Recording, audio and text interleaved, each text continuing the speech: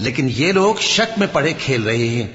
تو اس دن کا انتظار کرو کہ آسمان سے صاف دھواں نکلے گا جو لوگوں پر چھا جائے گا، یہ درد دینے والا عذاب ہے۔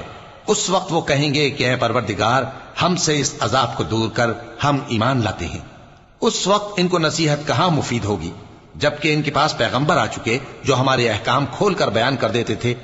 پھر انہوں نے ان سے منہ پھیر لیا اور کہنے لگے، یہ تو سکھایا پڑھایا ہوا ہے، دیوانہ ہے، ہم تو تھوڑے دنوں عذاب ٹال دیتے ہیں مگر تم پھر کفر کرنے لگتے ہو۔ جس دن ہم بڑی سخت گرفت کریں گے تو بے شک انتقام لے کر چھوڑیں گے۔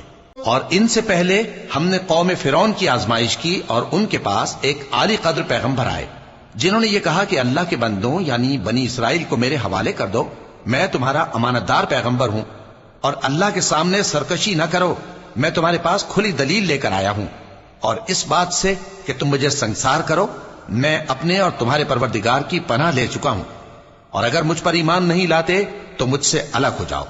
تب موسیٰ نے اپنے پروردگار سے دعا کی کہ یہ نافرمان لوگ ہیں۔